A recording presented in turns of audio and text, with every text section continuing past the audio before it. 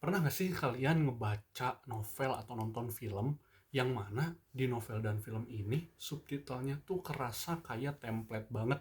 Template tuh kayak halus banget gitu, ini mudah dipahami banget gitu. Nah,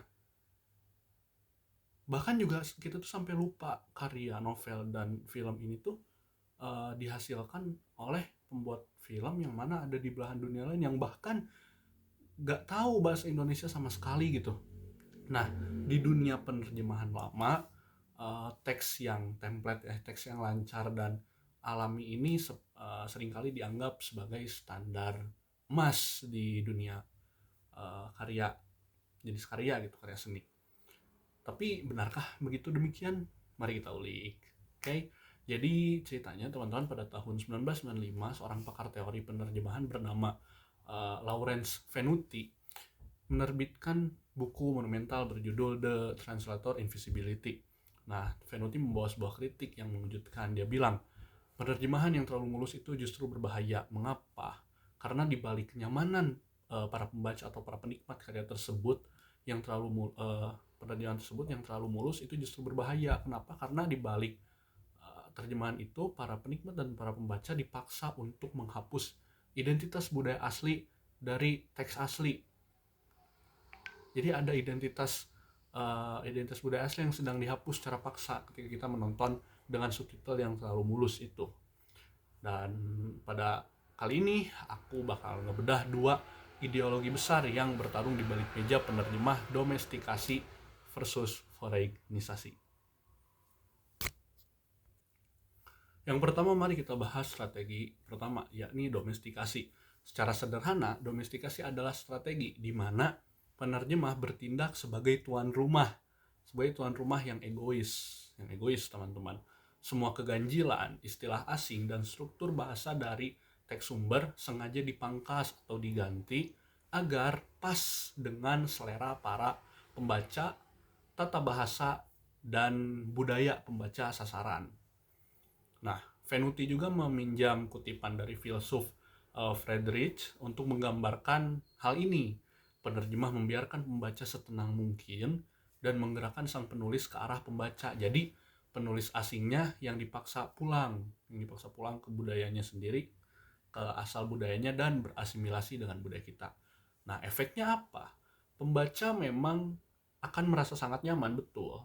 Teks terasa sangat akrab dengan budaya kita. Namun efek sampingnya adalah invisibility itu sendiri, teman-teman. Translator invisibility. Jadi atau ketidak terlihatan sang penerjemah, invisibility. Penerjemah menjadi sosok yang gaib yang bersembunyi di balik kelancaran bahasa yang semu, seolah-olah teks itu ditulis langsung menggunakan bahasa kita. Nah, dampak paling fatalnya apa?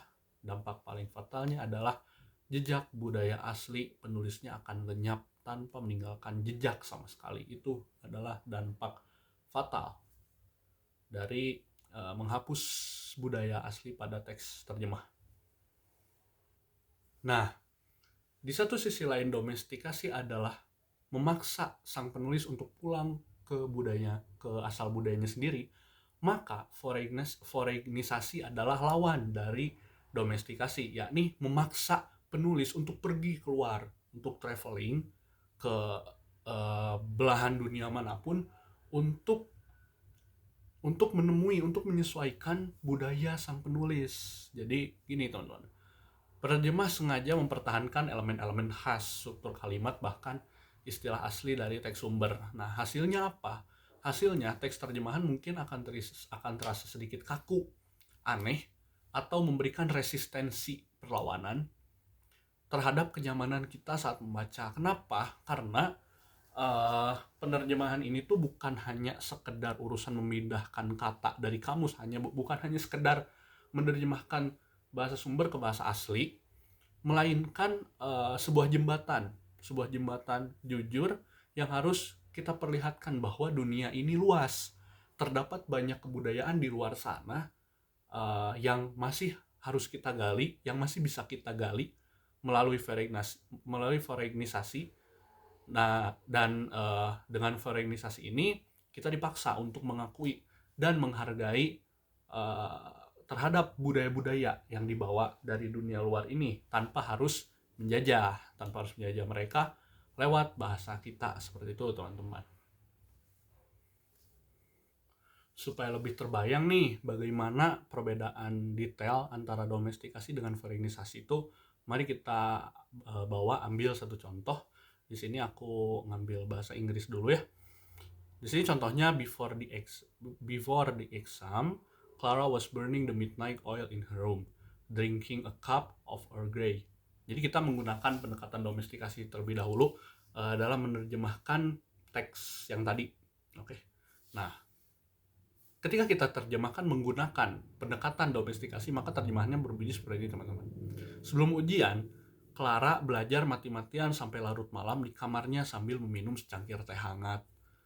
Nah, bisa teman-teman perhatikan dari teks hasil terjemahan tadi, terdapat idiom burning the midnight oil disederhanakan menjadi belajar mati-matian sampai larut malam. Lalu jenis teh khas Earl Grey tadi yang diterjemahkan menjadi teh hangat, yang mana kedua kalimat tersebut diterjemahkan agar terasa lebih akrab di telinga kita. Mungkin teman-teman bisa paham ya sampai sini. Aku harap sangat paham. Tapi jadinya keunikan budaya dari bahasa asli itu jadi hilang teman-teman. Midnight oil in her room diterjemahkan menjadi larut malam, kemudian Earl Grey jadi teh hangat. Kan itu kalau kita gali budayanya pasti ada gitu kan, apa sih makna aslinya di balik bahasa itu gitu kan. Nah, sekarang mari kita ubah gitu kan, mari kita terjemahkan menggunakan pendekatan foreignisasi. Jadi gini, ketika kita terjemahkan menggunakan pendekatan foreignisasi, hasil terjemahannya adalah sebelum ujian, Clara membakar minyak tengah malam di kamarnya, oil in her room, midnight oil in her room, kemudian menyesap secangkir teh Earl Grey. Nah, maksud kalimat membakar minyak di tengah malam ini terasa ganjil, mungkin ya, terasa agak masih kurang bisa dipahami ketika diterjemahkan ke bahasa Indonesia. Tapi struktur ini justru mempertahankan struktur idiom asli, resistensi, perlawanan. Begitupun dengan Earl Grey, namanya tetap dipertahankan agar pembaca tahu bahwa ada jenis teh spesifik yang bernama Earl Grey dari kebudayaan asal teks tersebut. Nah, di sini para pembaca diingatkan bahwa mereka sedang mengkonsumsi karya sastra asing, karya sastra barat, seperti itu teman-teman. Namun teman-teman tahu nggak sih fakta uniknya nih, pada akhirnya teori Lawrence-Venuti ini bukan hanya sekedar masalah teknis pemilihan kata teman-teman, bukan hanya sekedar mempertahankan budaya asli. Lagi-lagi ini adalah masalah etika dan politik teman-teman. Kenapa?